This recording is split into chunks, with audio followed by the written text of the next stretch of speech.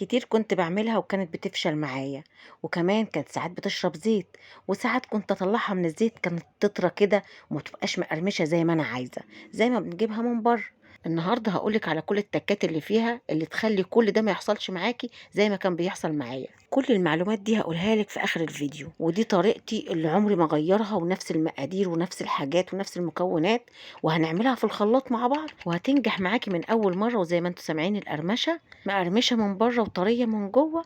القطايف في البيت اعمليها بطريقتي ومش هتشتريها من برّه تاني. تعالوا نشوف هنعمل القطايف مع بعض إزاي. أول حاجة باعملها باجيب الخلاط وباجيب كوبايتين مَيّة دافية، نفس الكوباية اللي هاستخدمها برضه في الدقيق، دي كوبايتين أي كوباية بقى عندِك، وباضيف عليها معلقتين سكر كبار، ومعلقتين كاستر أو معلقتين نشا، ودول مهمين هاقول لِك أهميتهم إيه في الآخر.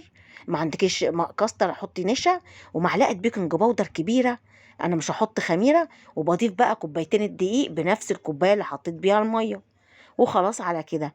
باخد كل الخليط ده بقى واضربه جامد في الخلاط أهو زي ما أنتم شايفين. لازم القوام يبقى كده، أنا ما زودتش أي حاجة عليه.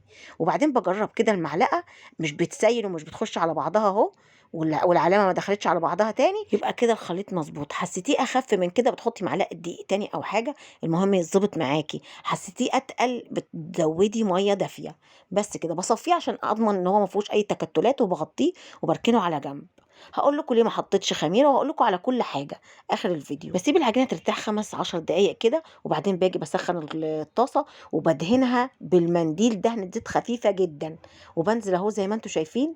طبعًا لمّا تعمل الفقاعات دي تعرف إن العجينة ناجحة 100%. لازم الطاسة تكون سخنة والنار فوق الوسط، يعني ما توطّيش النار أوي وما تعلّيهاش أوي، فوق الوسط بشوية، لإن الطاسة لو باردة مش هتعمل معاكِ الحِز الأبيض. أنا سِبتها قدّامكم أهو، أول ما العجين ينشف من فوق خالص، العجين اختفى أهو من فوق، باشيلها على طول أهو، ما فيش آثار لعجين، هي كده. وشايفين الحِز الأبيض ده إن الطاسة سخنة، لو حطيتِ على طاسة باردة ممكن ما تعملكيش الحِز الأبيض ده، أو ما تخلّيهاش حلوة زي ما أنتم شايفين كده. من أول مرّة هتنجح معاكِ، تسخّني الطاسة وتمسحيها بس بمنديل أول مرّة، ما بتمسحيهاش تاني. شايفين الفقاعات أهي، كده يبقى العجينة ناجحة معاكِ. هي صفرا شوية عشان أنا حاطة لها كاستر، كيس الكاستر ده من عند أي سوبر ماركت، لو ما عندكيش طبعًا بتحطي نشا، هي بتدّي نفس النتيجة. وزي ما أنتم شايفين باحط العجينة وبعدين باستناها تنشف خالص من فوق، كده تبقى يعني استوت. أهو العجين اختفى من فوق فباشيلها وباحطها على فوطة وباغطيها بفوطة على طول عشان ما تنشفش معاكِ، أهو زي ما أنتم شايفين. باحطهم بعيد عن بعض وهُم سخنين، لمّا بيبردوا بالمّهم على بعض عادي. أول ما بيبرد بالمّه، أهو أنا خلصت كل الكمية ولميتها على بعض عادي، لإن هو كده بردت. أول ما تبرد بتلميها عادي ما بيحصلش أي حاجة. شايفين الطراوة اللي بتاعتها، شايفين طرية إزاي. باجيب بقى المكسرات، أي مكسرات عندِك، أنا حاطة جوز هند وزبيب وشوية مكسرات، وهاحشي كل الكمية، هاحشي كل الكمية. لو تاخدي بالِك أنا ما حطيتش فانيليا في الخليط عشان خاطر ممكن تحشيها جبن، ممكن تحشيها حادق. زي ما أنتِ عايزة، شايفين طريّة إزاي؟ تعملي بقى مكسرات، جبنة، الحشوة اللي تحبيها، ممكن تحشيها تمر، ممكن تحشيها نوتيلا، أي حاجة تحبيها. في ناس بيبقى عندها المكنة بتاعة القطايف إن أنتِ بتحطي الحشوة وبعدين تضغطي عليها، فبتتعمل الشكل اللي أنتِ شايفاه ده. أنا بقى هاعمله بالشوكة، ودي طريقتي برضه، باعملها على طول معاكم، عملتها في كذا فيديو قبل كده قدّامكم. باجيب الشوكة وادوس عليها كده تعمل شكل، وكمان أضمن إن هي اتقفلت جامد معايا، لازم تقفليها كويس عشان ما تفكش منِّك في الزيت. هاعمل كل الكمية هاحشيها، وبعدين آجي بقى أفرّزها. طبعًا أنا عاملة مقدارين، يعني المقدار اللي أنا عملته معاكم ده أنا عملت 2، وفرّزت اللي أنتم شايفينه ده، فرّزت الطباق دي، الطبق على قد المَرّة، أطلّعه متجمد على الزيت السخن، بافرّزه كده وباطلّعه متجمد على الزيت السخن. باجي بقى باجرّب شوية معاكم أهو، عشان خاطر تشوفي إن هي مش هتفُك في الزيت أهو. شايفين وخدت أول ما تاخد اللون تقلّبي كده، وأول ما تاخد معاكِ اللون بتطلّعيها على الشربات البارد، هي سخنة والشربات بارد أهو.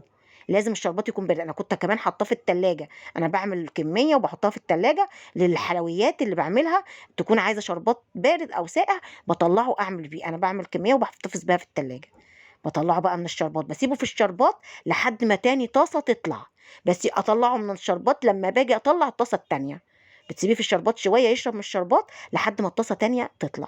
وهانزّل لكم طريقة الشربات أو السيرب تحت الفيديو أو في صندوق الوصف، هانزّل لكم الطريقة اللي هو يكفّي المقدار اللي أنتم هتعملوه، على المقدار الواحد. بس كده خلّصنا. بارُش عليه بقى شوية مكسرات تحفة جدًا، هاورّيكم إزاي مقرمش، أقول لكم بقى على المعلومات اللي هي هتخلّيها تنجح معاكِ، أهو شايفين مقرمش إزاي، أقول لِك على المعلومات اللي هتخلّيها تنجح معاكِ من أول مرّة. أول حاجة الخميرة، أنا ما باحطش خميرة، الخميرة بتخلّيها تفور معاكِ، تبقى فايرة كده ومخمرانة، تيجي تعمليها في الطاسة ما بتنزلش معاكِ، ما بتطلعش زي ما أنتِ عايزة، الخميرة بتفشّلها معايا، أنا عن نفسي الخميرة بتخلّيها تفشل معايا، دي أول حاجة. تاني حاجة أنا باحط البيكنج باودر، البيكنج باودر بيخلّيها ما تشربش زيت، ده فايدة البيكنج باودر. تالت حاجة معلقتين النشا أو الكاستر، الكاستر لو مش عندِك تحطي نشا عادي، الكاستر ده كيس من السوبر ماركت في أي حتة دلوقتي، بيخلّيها تكون مقرمشة معاكِ. والحاجات اللي أنا قُلتها لِك بقى إن الطاسة لازم تكون سخنة عشان تعمل لِك الحِز الأبيض، وكمان الشربات لازم يكون ساقع عشان ما تكونش طرية. يا رب يكون عجبتكم، كل سنة وأنتم طيبين.